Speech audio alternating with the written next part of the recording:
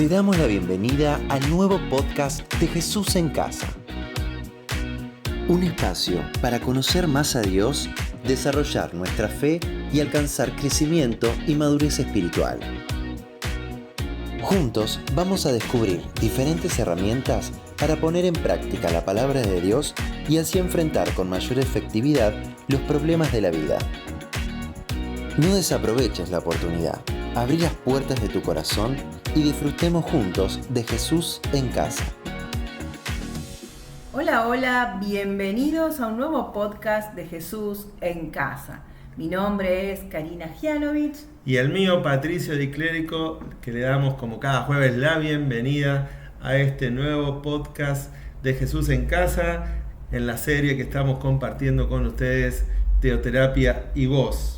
Así es, y hoy vamos a compartir el episodio número 6, que se llama El Plan de Dios. Hoy vamos a conocer acerca del Plan de Dios. El proyecto, el propósito, la idea de cómo Dios quiere llevar a cabo en nosotros una vida con sentido y una vida con felicidad. Sobre todo en cada una de las áreas que estamos ya llevando adelante, desarrollando en estos episodios que hemos antes mencionado, del área espiritual, del área psicológica y también para nuestro cuerpo. Así que estemos atentos, dispuestos ahí a escuchar el plan de Dios, cómo Él lo quiere hacer y cómo Él ya preparó todo para que vos y cada uno de nosotros podamos vivir felices y una vida con propósito.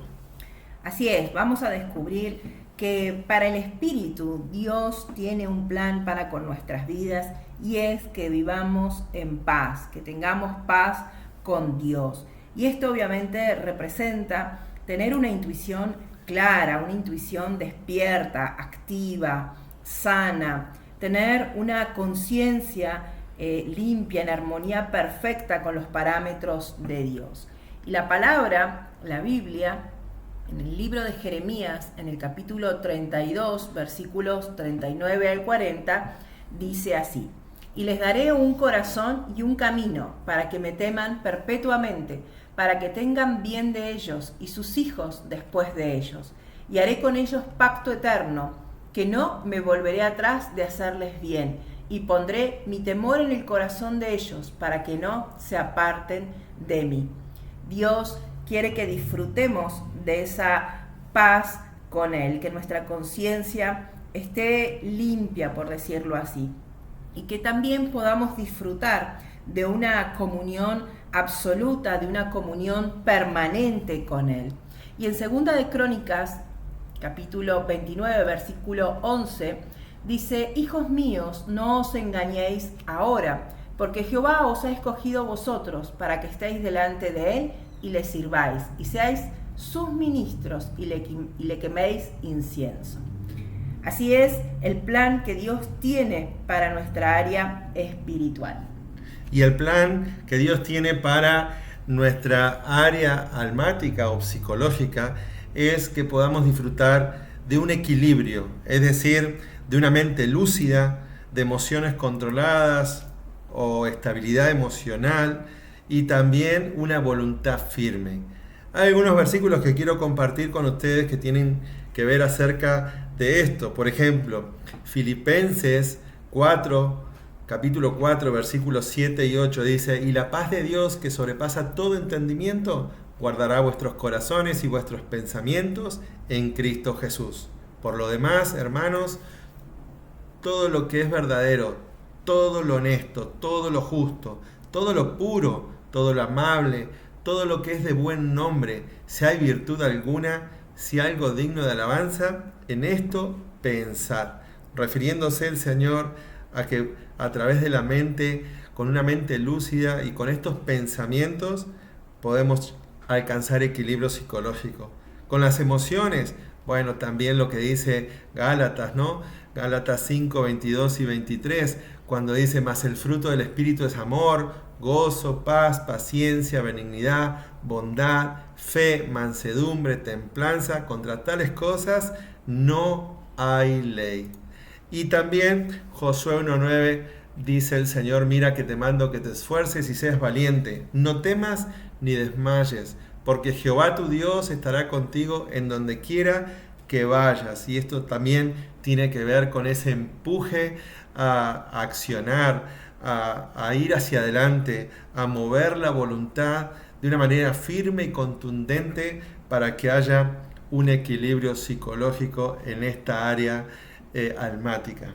Así es, bueno, veíamos entonces el plan que Dios tiene para nuestra área espiritual, para el alma, y para el cuerpo el Señor también tiene un plan específico, y es que disfrutemos de salud, de vigor, de bienestar, que tengamos una anatomía sana, una fisiología adecuada, una morfología armónica. Y la palabra de Dios lo deja claro en 3 de Juan 2, cuando dice: amado, yo deseo que tú seas prosperado en todas las cosas y que tengas salud, así como prospera tu alma.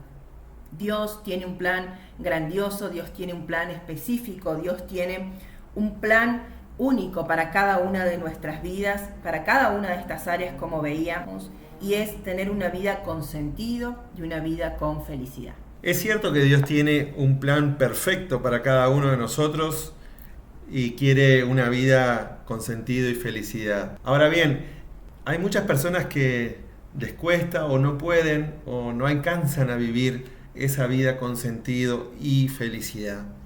El diagnóstico que hace la teoterapia es que todos los conflictos del hombre tienen un origen espiritual y por lo tanto la solución también es de tipo espiritual.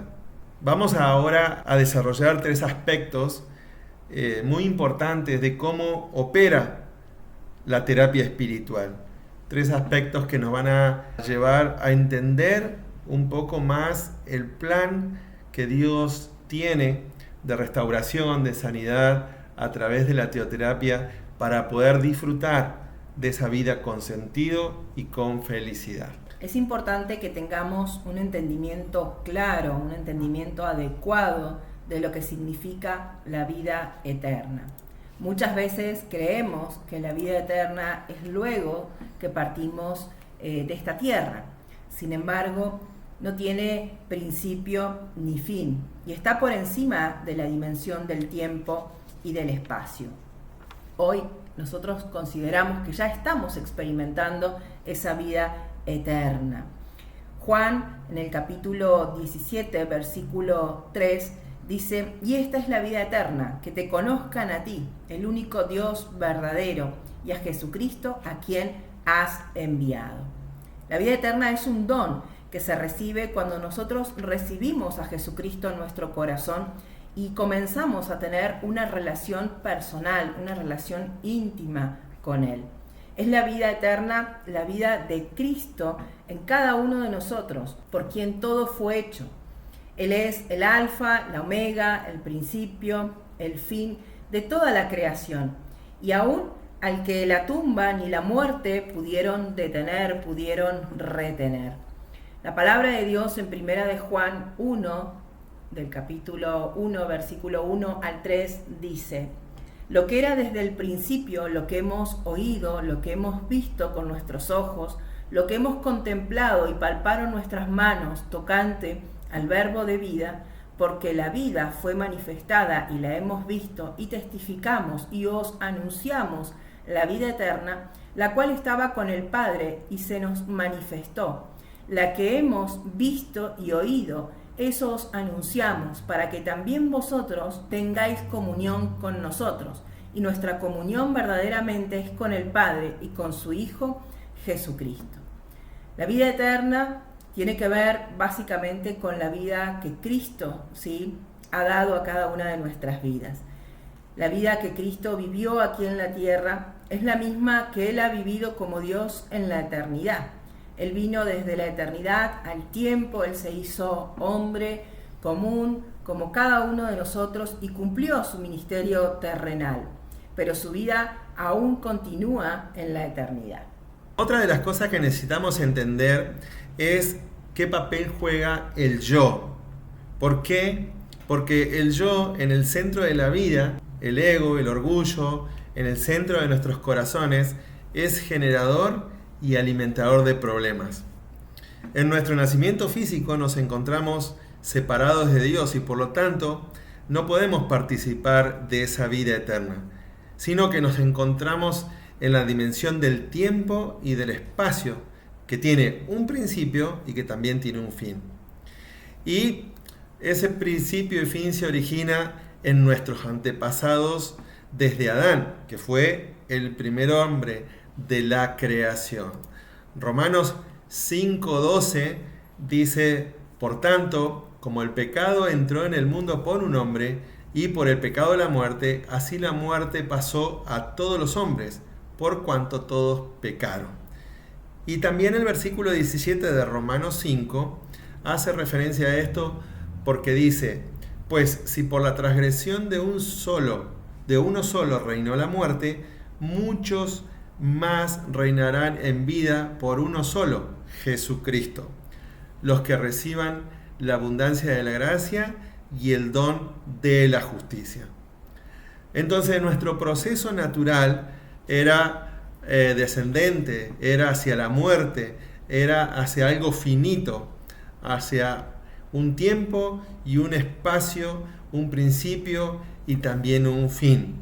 Nuestro proceso también tiene que ver con lo que dice Romanos capítulo 3, versículo 23. Por cuanto todos pecaron y están destituidos de la gloria de Dios. O el otro también de Romanos 6, 23 dice: porque la paga del pecado es muerte, mas la dádiva de Dios es vida eterna en Cristo Jesús, Señor nuestro. Muy bien, vamos a continuar entendiendo cómo opera la terapia espiritual. Y la Biblia, la palabra, nos enseña que hay dos situaciones que sucedieron, de las cuales nosotros no somos o no fuimos partícipes, pero que sí nos afectan directamente.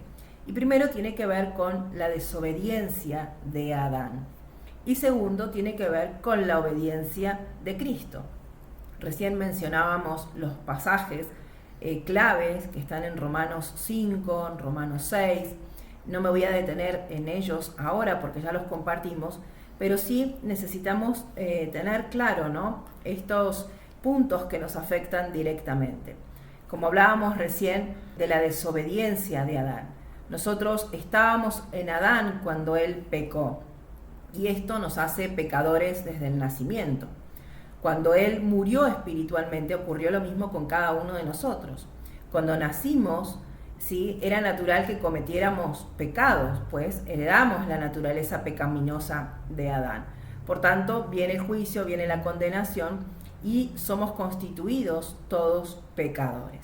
Pero la buena noticia es que a través de la obediencia de Jesucristo vino la justificación, vino el don de justicia, vino la abundancia de gracia.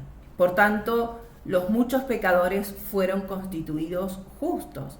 Y así dice 1 Corintios 1:30, mas por él estás vosotros en Cristo Jesús, el cual nos ha sido hecho por Dios sabiduría, justificación, santificación y redención. Y una vez que estamos en Cristo, estamos en una existencia que no está basada en el tiempo. La nueva vida en Cristo se traza no desde nuestros antepasados hasta Adán, sino desde Cristo en la cruz y más allá. Ahora estamos en la eternidad, y la eternidad es siempre un término presente. Eso quiere decir por la identificación que estábamos en él en la cruz cuando fue crucificado. Por lo cual nosotros estamos identificados con él en la cruz. Y Romanos 6, versículos 4 al 6, ¿qué nos dice? Porque somos sepultados juntamente con él para muerte por el bautismo, a fin de que como Cristo resucitó de los muertos por la gloria del Padre, así también nosotros andemos en vida nueva. Porque si fuimos plantados juntamente con él en la semejanza de su muerte, así también lo seremos en la de su resurrección. Sabiendo esto, que nuestro viejo hombre fue crucificado juntamente con él, para que el cuerpo del pecado sea destruido, a fin de que no sirvamos más al pecado. Así es, estamos identificados con él en la cruz. Esa cruz nos lleva a morir a nuestra antigua naturaleza, por decirlo así. Y también necesitamos identificarnos con Cristo a través de la resurrección de nuestro Señor, y así lo cita Colosenses capítulo 3, versículos del 1 al 4. Muy bien, lo leo. Si pues habéis resucitado con Cristo, buscad las cosas de arriba, donde está Cristo sentado a la diestra de Dios. Poned la mira en las cosas de arriba, no en las de la tierra, porque habéis muerto y vuestra vida está escondida con Cristo en Dios. Cuando Cristo, vuestra vida, se manifieste, entonces vosotros también seréis manifestados con Él en gloria. Esa resurrección también nos afecta directamente a cada uno de nosotros. Y por último vamos a ver que también estamos identificados con Él en la eternidad. Primera de Juan, capítulo 5, versículos 11 al 13. Y este es el testimonio, que Dios nos ha dado vida eterna, y esta vida está en su Hijo. El que tiene al Hijo tiene la vida. El que no tiene al Hijo de Dios no tiene la vida. Estas cosas os he escrito a vosotros que creéis en el nombre del Hijo de Dios, para que sepáis que tenéis vida eterna y para que creáis en el nombre del Hijo de Dios. Así es, dado que el proceso natural del hombre estaba orientado hacia abajo, era juicio, condenación y muerte eterna, la más grande necesidad que experimenta el ser humano es la salvación. Y la teoterapia nos lleva a experimentar como una realidad personal que hemos pasado de esa muerte a vida, de la esclavitud a la libertad, que hemos pasado de la condenación a la justificación, debido a que en virtud de la obra redentora de nuestro Señor Jesucristo dimos un salto, por decirlo así, de la línea de Adán a la vida eterna, a la línea de esa vida con Cristo. Muy bien, Karina, excelente explicación. Un repasito solamente para tener en claro de cómo opera la terapia espiritual. Implica tener un claro entendimiento, un adecuado entendimiento de la vida eterna, primero. Segundo, un adecuado entendimiento del yo. Y por último, como bien lo explicabas, un adecuado entendimiento de cómo opera esta terapia espiritual. Básicamente en tres sentidos: de identificación con Jesús en la cruz, con Cristo en la resurrección y también con el Señor en la eternidad. Ahora, una vez que cada uno de nosotros entregamos la vida o abrimos nuestros corazones al Señor Jesucristo, ahí se efectúa una transición, y es que el Espíritu Santo se debe encargar de hacer realidad cada una de estas experiencias en nuestra vida espiritual, en esa dimensión de vida espiritual que cada uno de nosotros tenemos. ¿Y cómo se evidencia? ¿Cómo se manifiesta? Bueno, tres cosas fundamentales que tenemos que tener en claro, tres cosas fundamentales que se tienen que evidenciar, que tenemos que experimentar a través del poder del Espíritu Santo. Lo primero es que Él renueva nuestra mente. Así lo dice y está escrito en Romanos 12, versículos 1 y 2. ¿Me lo lees, porfa? Bueno, así que, hermanos, os ruego por las misericordias de Dios que presentéis vuestros cuerpos en sacrificio vivo, santo, agradable a Dios, que es vuestro culto racional. No os conforméis a este siglo, sino transformaos por medio de la renovación de vuestro entendimiento, para que comprobéis cuál sea la buena voluntad de Dios, agradable y perfecta. Entonces, lo primero que hace este poder del Espíritu Santo, nos transiciona en una mente renovada. Luego, el Espíritu nos debe guiar hacia un proceso de madurez, hacia un proceso de felicidad. Esto es importante que lo tengamos en cuenta.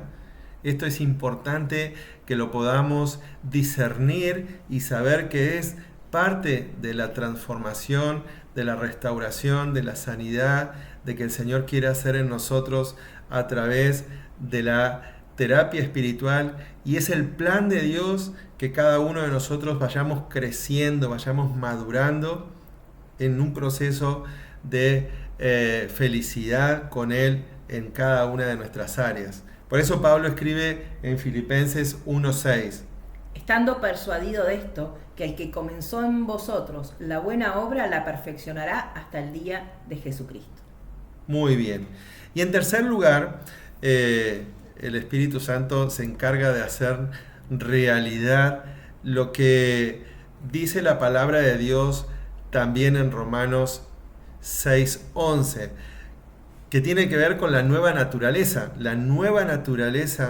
espiritual en Cristo. Cuando estamos identificados con Él en la cruz, en la resurrección y en la vida eterna, la nueva naturaleza tiene dominio y bloquea el poder del pecado. Así es, Romanos 6:11 dice: así también vosotros consideraos muertos al pecado, pero vivos para Dios en Cristo Jesús, Señor nuestro. Aunque hayamos recibido a Cristo y muchas veces nuestra vida en un momento haya empezado a cambiar, necesitamos sí o sí vivir llenos y controlados por el Espíritu Santo. La pregunta que me hago ahora, o que nos deberíamos hacer, es: ¿quién controla nuestra vida? Porque si Dios tiene un plan perfecto, y esa perfección o ese plan de vida que el Señor tiene, de vida con sentido, de una vida feliz, no se está ejecutando en nosotros, entonces nos deberíamos de hacer esta pregunta a lo más íntimo, a lo más profundo, y tratar de responderla. ¿Quién controla nuestra vida? Muy bien, qué pregunta. ¿Quién controla nuestra vida? Muchas veces queremos, deseamos que Dios, a través del Espíritu Santo, sea quien guíe, quien controle nuestras vidas. Pero a veces no nos sentimos merecedores. Hay culpa, hay pecado, hay cosas que nos alejan del Señor. Pero tengamos presente que tenemos una provisión de amor inagotable, y el Señor ya nos ha perdonado. Necesitamos experimentar el amor y el perdón de Dios permanentemente. Y Primera de Juan, en el capítulo 4, versículo 16, dice: y nosotros hemos conocido y creído el amor que Dios tiene para con nosotros. Dios es amor, y el que permanece en amor, permanece en Dios y Dios en él. Así es, el secreto es permanecer en Dios y Dios en nosotros. Cuando el yo está en el centro de nuestra vida, gobernando, vuelven los conflictos, vuelve ese desequilibrio interior, pero cuando Cristo viene, gobierna nuestra vida, la vieja naturaleza ya no tiene poder, ya no tiene dominio sobre nuestras vidas. Para Cristo no hay dudas, no hay temores, no hay angustias, no hay frustración, no hay hostilidad. Por el contrario, si Cristo está en el centro de nuestro corazón, es lo principal en nuestra vida, vamos a reaccionar de una forma distinta, con amor, con gozo, con paz, con paciencia, con bondad, con benignidad, con fe, con mansedumbre. Por eso es importante que entendamos que el hombre experimenta tres realidades frente al Espíritu Santo. Y Primera de Corintios, en el capítulo 2, versículos 14 y 15, nos dice: pero el hombre natural no percibe las cosas que son del Espíritu de Dios, porque para él son locura y no las puede entender, porque se han de discernir espiritualmente. En cambio, el espiritual juzga todas las cosas, pero él no es juzgado de nadie. Así es, ahí estamos viendo, ¿sí?, esas tres realidades que experimenta el hombre, y en este primer caso tiene que ver con el hombre natural, el hombre que no es cristiano, que no ha recibido a Jesucristo en su corazón, que depende enteramente de sus propios recursos, y espiritualmente para Dios está muerto, se encuentra apartado de Dios por sus delitos, por sus pecados, por todo lo que veíamos recién. Muy bien, y también hace referencia estos versículos que leíamos de 1 Corintios 2, 14 y 15 al hombre espiritual, al que discierne espiritualmente las cosas, que es el cristiano, que es quien está controlado y capacitado por el poder del Espíritu Santo de Dios. Ahora, este hombre espiritual continuamente está aprovechando todos los recursos ilimitados del amor y del poder de Dios. También espiritualmente está vivo para Dios, porque el Hijo de Dios vive en y por medio de él. Da gloria a Dios también porque lleva una vida fructífera. Estamos viendo las realidades que experimenta el hombre frente al Espíritu Santo. Hacíamos referencia al hombre natural, hacíamos referencia al hombre espiritual y vamos a hacer referencia ahora al hombre carnal. En el libro de 1 Corintios, capítulo 3, versículo 3, dice: Porque aún sois carnales, pues habiendo entre vosotros celos, contiendas y disensiones, ¿no sois carnales y andáis como hombres? Muy bien. Es el hombre carnal aquel que, a pesar de haber recibido a Jesucristo en su corazón, de ser cristiano, trata de vivir en sus propias fuerzas. Es un cristiano que en su humanidad intenta, pero no puede experimentar esa llenura, esa plenitud, porque bueno, el ego, el yo siguen gobernando muchas veces áreas de su vida.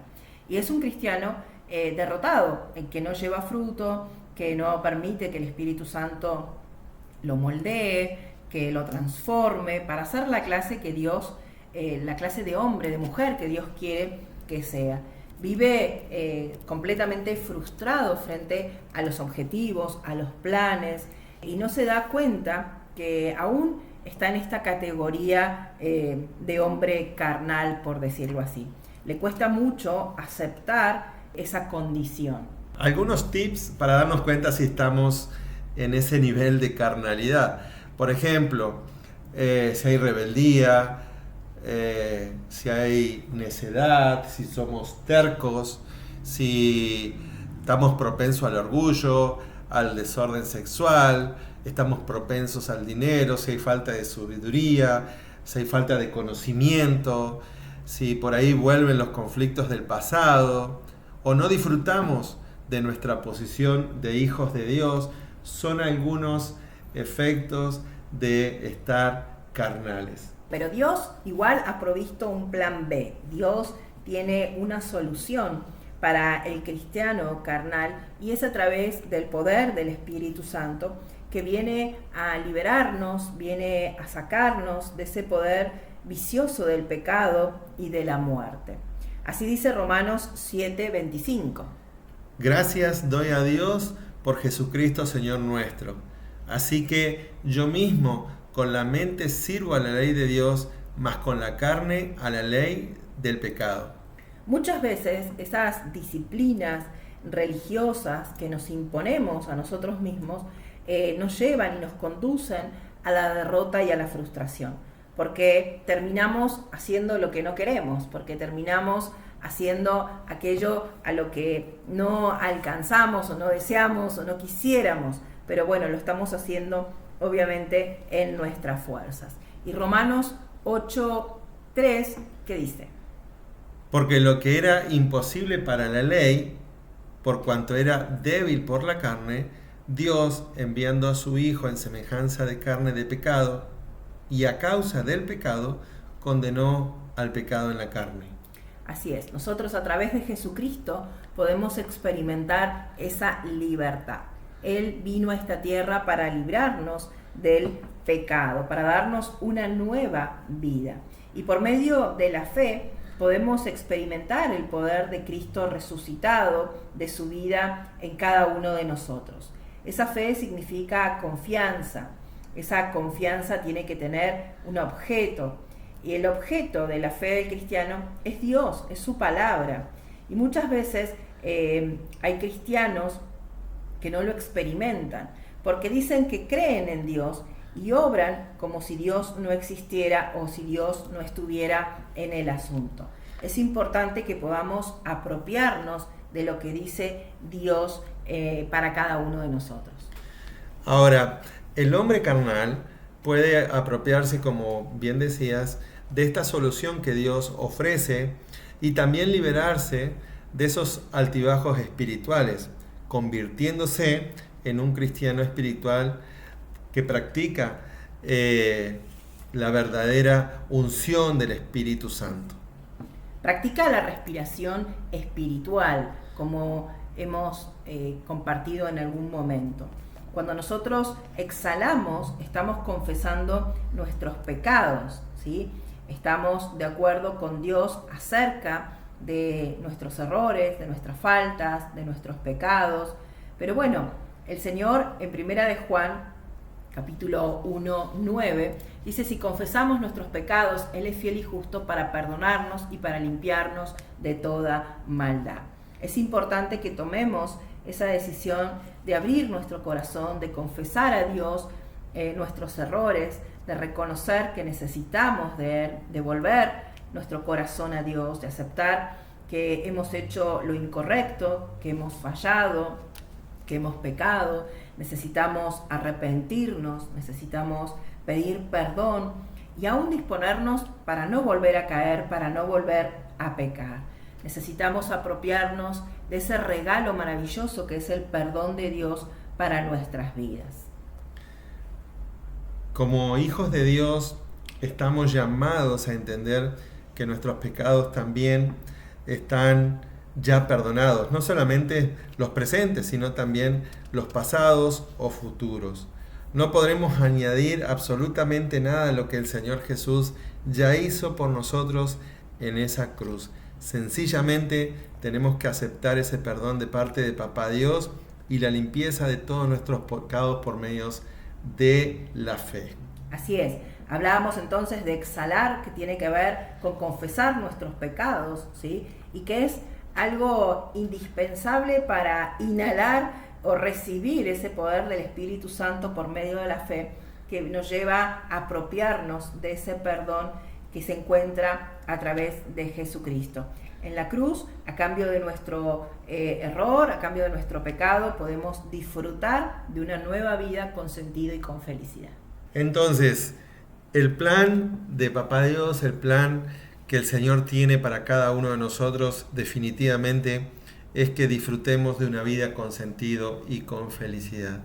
Creo que en este episodio nos queda claro cuáles son las cosas que están ahí, quizás entorpeciendo el poder vivir ese plan perfecto de parte de Dios y empezar en esa área espiritual a tener paz con Él, poder estar teniendo una clara intuición de lo que Él tiene para con nosotros, una conciencia armónica con sus principios y poder también una comunión perfecta para con Él, equilibrio en nuestra alma, como veíamos, ¿verdad? Así es, cuando experimentamos el plan de Dios, el plan divino de nuestra vida, se producen transformaciones, se producen cambios y nuestra mente, nuestras emociones, nuestra voluntad se ven reflejadas.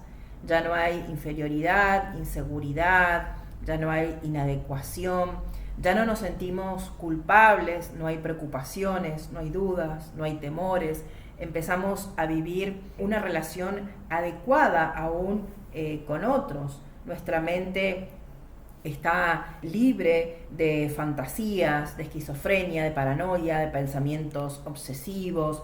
Nuestra área almática, nuestras emociones son controladas por el Espíritu Santo, entonces ya no hay depresión, ya no hay ira, ya no hay ansiedad, no hay una vida de frustración para aquel que ha decidido vivir el plan de Dios. Y es importante tener en claro también que el plan consiste en tener una vida saludable, un cuerpo vigoroso, que podamos disfrutar de un bienestar completo, no solamente en el espíritu, en el alma, sino también en el cuerpo. El Señor Jesucristo, tan lindo, Él dice: en el mundo tendréis aflicción, pero confiad, yo he vencido al mundo.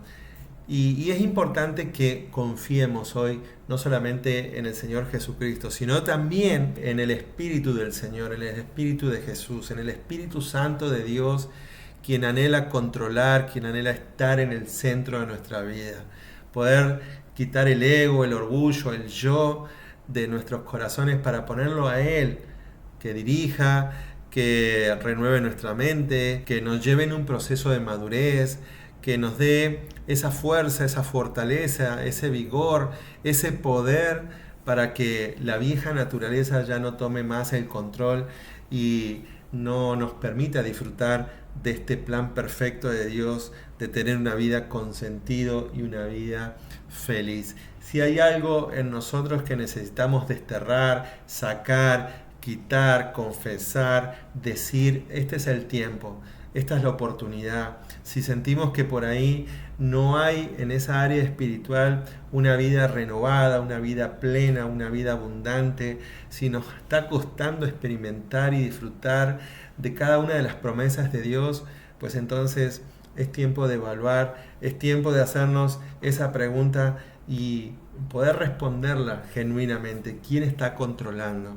Hoy es un tiempo muy particular para decirle al Señor: controla mi vida, sentate en el trono de nuestros corazones, ponete en el lugar de rey, en el lugar exacto que necesitas en cada uno de nosotros, para que, como Él ya sabe, Él conoce el plan perfecto de Dios para cada uno de nosotros como hijos e hijas, bueno, esa vida plena, esa vida feliz, esa vida abundante, esa vida con propósito, esa vida con sentido, se manifieste en todos y en cada uno de nosotros. Necesitamos tomar la decisión de vivir una vida distinta. Necesitamos tomar la decisión de dejar el pasado atrás, de dejar esa antigua naturaleza para vivir la nueva en Cristo Jesús, vivir el plan hermoso, maravilloso que Dios tiene para cada uno de nosotros. Estamos llegando al final de este nuevo podcast de Jesús en Casa. Te animamos a que nos sigas a través de las diferentes redes, que puedas compartir con otros este material, que puedas hacer llegar a tu familia, a tus amigos, a tus conocidos, que la solución es Jesucristo. El único que puede transformar y hacer una vida nueva es Jesús. Te animamos a que sigas allí pendiente y nos volveremos a encontrar el próximo jueves con otro episodio de Jesús en Casa. Muy bien, muchas gracias. Hasta el próximo jueves entonces. Chau, chau. Chau, chau. Dios les bendiga.